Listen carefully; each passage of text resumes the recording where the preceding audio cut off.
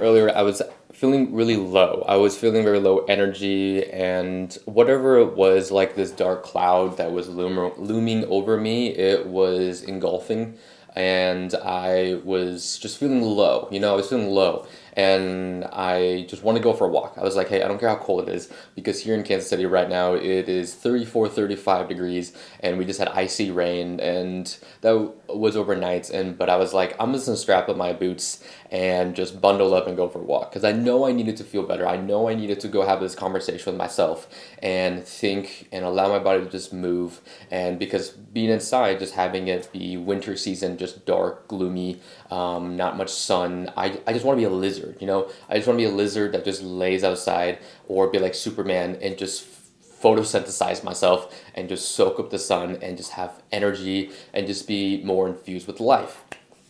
But I'm not able to do much of that right now because of the season of my geographic location, and that's okay. But I needed to mitigate that some way, and I know by me walking helps me do that, and I needed to have a conversation with myself. So there's something cool called the Solomon paradox where most times we are as individuals are better at giving advice to somebody else than we are at taking the advice to ourselves anyways, taking our own advice. And so I needed to go and have a conversation with myself because this is something that a guy named Alex Ramosi does that I learned from him that I have adopted and deployed myself that has really been helpful to me, and that is that it has been difficult for me to have a coach or a therapist in the past. I have done both in different realms for different reasons, and they worked and they it needed to be what it needed to be at that certain time. But right now, of course, from the financial constraints of that as well, but like the way that he phrased it through the Solomon paradox is that you talking to your 80-year-old self, which I naturally already do inherently talk to my future self quite often, but now this gave me more concrete construct and something to tether myself to as like a concept. And it was me just having a talk with my 80-year-old self because my 80-year-old self has the most is his incentives is the most in line with where I am now because he has nothing to gain but for me to find my truth and walk the path of whatever the path that is that I must walk upon.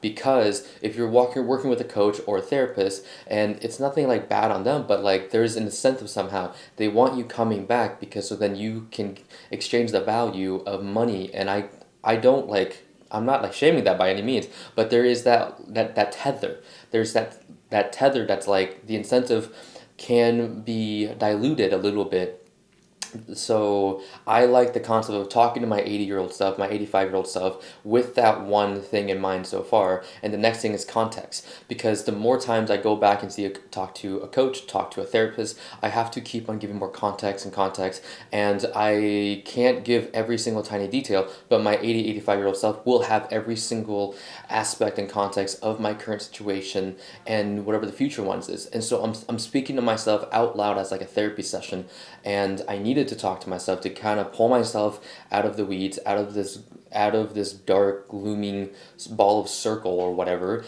and to have more inspiration, have more energy to continue working and coming here to speak to the camera and just to help myself out. And what I was able to extract from that experience was the thought of I started lingering my mind towards, man, I wish I had more. I wish I had this so then I wasn't stressing when I came into money. I wish I had these equipment so then this whole experience or audio or visual was better so that I can display this to you guys in more like a cinematic and dope visual content in auditory so you guys can listen to this and it sounds like super dope. And other things I was like, I wish I had this, but I can't have it. And it led me down the road, and the level of reflection was like, dude, focus on what you got, not what you wish you had.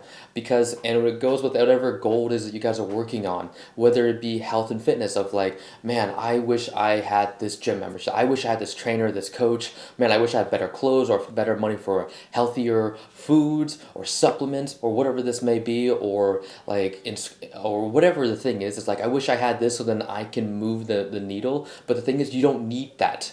You don't need that, because if you need anything, look at the stack of evidence that you have piled upon yourself in the past of like you've been through hard things, you've done hard things before, and all you need to do is open your eyes and look at what you do have in front of you and work with what you got. And because that is a common denominator, that's a constant between many of the outliers out there who are self-made, who are whatever, that are more successful, and some people that you maybe are thinking of or watching, consume, and listen to, they use what they got. Yes, they have more resources and funds and people in their circle and that they can deploy and like utilize, but everyone, like most people started from the bottom, and most people, and not just super successful people, successful like however you define that across like along the measuring stick, is that you just have to look at what you got, because if you only focus your lens on the things that you don't have, then you're forever going to be focused on that and you're never going to be happy, and you're never going to move the needle because you're like, I don't have that, so if I don't have that, I can't move the needle. That's looking at it through a very scarce mindset and a limited fixed mindset, to where it's like, hey, if I don't have this, I can't do it. Bullshit. Like the amount of friends and the amount of people around me, and me included, that I have said to myself is that if I don't have the right camera equipment, if I don't have the right things, I can't make better content. And the thing is, my cell phone right here, this thing is over $1,000. My camera itself is $1,200. Like, I had to waste the money. I mean, I'm now using the value I bought, but my camera's been sitting on my shelf for the last 2 to 3 years, and I barely used it a handful of times. When this whole time I could have been using my phone, which I already use. It's already a great camera. Like right now in this day and age is the easiest time to market yourself, because back in the old days, go back 20 years, if you wanted to market yourself, you had to go pay to put your name in whatever phone book, television, or advertisement billboard out there, or newspaper. You had to pay to get people to know your product and know who you are. And now we all can crack open our phones and it's seamless. We are connected to every single person in the world, tethered through our social media channels, and it's the easiest thing. But so many of us, me included, didn't want to look at this. I was too focused on the shiny object syndrome, and where I want to pull this back is focusing on, what do I have in front of me? What do I have to get better? And this is how I have been working on stretching my mind, my personal belief systems, and everything to get better and to move forward towards whatever goal I may have, and to shift my identity so then my habits, my behaviors, and my character traits can be in alignment, can be a reflection, an expression of that into the world. Is that I started to change my identity by focusing on, what do I have in front of me. If you're trying to lose weight, if you're trying to get more, if you're trying to get healthy, trying to get more fit, trying to build your financial situation, trying to improve in whatever facet of life that you were trying to improve in, look at what you have. Okay, if you don't have much, if you're in crippling debt, hey, I'm in debt right now. I am literally in debt. Like, I am 30 or 20 something thousand dollars in debt right now, and just 2 months ago I was at 40. I am moving the needle, but it's a slow climb, but it is a climb, and you can't be upset with the rate of the progress that you're making, because you are exactly where you are wanting to be. You dreamed of this moment at one time and point, and you were upset that you are given it right now. And whenever we ask God or ask the universe for something, we ask for what they will tell us how to do it, and they will put obstacles and they put things in our way for us to challenge ourselves, so then we become the person to be able to go through it, to embrace it, to embody it, to move through it, to have it. And it's just a flow of finessing of energy and stuff like that. And so whatever goals it is that you were trying to cultivate, like first, like your mindset, focus on your mindset, focus on the information coming in. If you are the product of the environment around you, the product of the people that you surround yourself with, and the product that you allow your attention and focus to go towards whatever content you look at through your phone, because that's your surrounding, that's your environment. You can curate your input so then because your input will directly influence your output. And so start listening to podcasts, start listening to audiobooks, start learning from these people that you want to become, the type of characters or habits or success that they have that you don't have, the people you don't have around you. Start listening to them. You have this, and it can be only a few dollars or it could be free. Like, people's podcasts are free. You can just look it up. Audiobooks. Spotify. If you have Spotify, you can listen up to 15 hours of free audiobooks per month. That's 15 hours of wisdom. Most of the answers that we are looking for have been written in text somewhere by somebody else. You are not special. I am not special. The problems I have, the difficulty, the challenges I'm facing, someone else has gone through them. Someone else that is poorer or was dealt worse hands than I have been through them. And so I just need to strap up my boots, pull up my socks, and get to work. The information's out there, and then do something with it. Look at the breadcrumbs, right? If you don't have the resources or the money for a mentor or things like that, it's okay. Look at the breadcrumbs. Like, look at people's social media accounts. Look at their resumes. Look at the things they've done. Look at what they do. Like, look backwards and be like, okay, and look at multiple people. Be like, okay, this person speaks like this. Ooh, why don't I try adopting that, copying it, and then iterating it with my own special like flux with it, right? Okay, cool. Look at their financial habits. Okay, financially successful people don't spend money that isn't important. And they look at, okay, what's an asset, what's a liability? You have to determine that. Okay, look at what normal people do, and look at what not normal people do, and do what not normal people do, so you're not part of the normal people that you're trying to jump out of that box. And so where I want to come back to all this is whatever your goal is, whether it be to in health and fitness, in finance, in personal development, or whatever that is in your life you're trying to improve, whatever habit it is and skills that you're trying to develop and nourish, is that look at what you have. You have more with you. Be scrappy, be resourceful. You have stuff in front of you that you can use, you can improve, and just do it over and over and over. Just like training a muscle, you have to give it time and adaptation to occur. Just allow time to work and for things to adapt, and you can get to wherever you want to until you have more dough than you can spend on maybe going to for maybe working with people like one-on-one, whatever coaching that may be, and then going to events, and then buying more fancier equipment to help expedite or improve the quality of your product or service and things like that, or just yourself, just your own being. Use what you have. And these are lessons that I need to take to myself and listen, because like just like this, like the earlier, like this is like the Solomon paradox here. I'm giving advice. If I was talking to myself, this is what I would say to myself.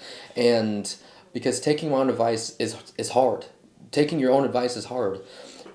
And so the more that you can stretch, the more that you can try to do that and do the hard things, you're moving the needle. And so look at focus on what you have and not what you don't have, and use what you got. And just be okay with that. It's okay, because it's just stuff and things. And you can have more things to help you. Just look at what you got, because you have options on the table. You have options. And so really that's where I wanted to have this conversation for today's episode, because this was something that was really looming in my mind all day, as many of us can fall victim to, me way too often, playing the comparison and expectation game. This is actually a really cool thing, because there's a concept called the comparison is the thief of joy, but I pieced it apart by listening to these guys in the strength conditioning world called at their own show called RX Radio. And it's not just the comparison, it's more so the expectation, because you comparing yourself to another person, place, or thing, or whatever, comparing is not inherently bad until you start subjecting yourself to, or adding in the variable of expectation, expecting that you should be at this level, making this much money, have this, or like just somewhat expecting, and then now you're now adding that variable to the problem. I feel like that's the thief of joy. Expectation is more of the thief of joy than just comparing it. Than just comparing, like me comparing my chapter 1 or 5 to someone's chapter 20 or 30, and like it just doesn't make sense, right? But oftentimes we do it to ourselves. But then if we were to talk to ourselves and talk to a friend, they'd be like, "You're what? Why are you being like? That's lame. Don't do that. Stupid. Like, why are you doing that to yourself? You're just self-sabotaging yourself. Like, stop." And yeah, so I feel like having these moments of self introspection is so valuable, through the Solomon paradox and having these discussions and looking at through this lens of like, use what you got because you have everything you need, and it's going to take what it takes, and everything you have in front of you, it's going to work out. And if you need more, things will come to you. Become, be a magnet. Don't be a vacuum trying to want more, more, more. Just be happy what you have, and you will magnetize yourself, and things will attract to you instead of you trying to pull them. They'll just be attracted to you. So, guys, that's the episode for today. I would love to hear your thoughts if any of this kind of pinged a certain thought or perspective in you. I'd love to continue the conversation or add on to this, as these are just lessons that I've learned by sitting on the shoulders of giants and listening and consuming their information, as I didn't have great role models or like I just didn't have influential people in my circle growing up. And that's part ownership of just my own actions that created that environment for myself, and then just by nature. But now I'm aware of it, and as I'm aware of it, I can't choose the bliss of ignorance, as now I must take ownership and responsibility of what I do. And so just want to share that with you guys. So this rounds out another episode for the YouTube channel and for the podcast episode. If you guys are just tuning in for the first time, I am making a video every single day for the year of 2024. I started on January 15th, and that's why in the cover, the thumbnail, if it's like episode X over 351, as it's also a leap year, so adding that extra 1 to it. So yeah, this is a challenge. This is a way that we're going to improve and improve our articulation and our critical thinking and our speaking and all this stuff in content creation and just publishing it. Please comment, please share, please subscribe. It really, really does help, and I really do appreciate your time and attention for listening. As my mission is just to put more signal into the world that is worth listening to, tuning into, and not just noise that's just chatter.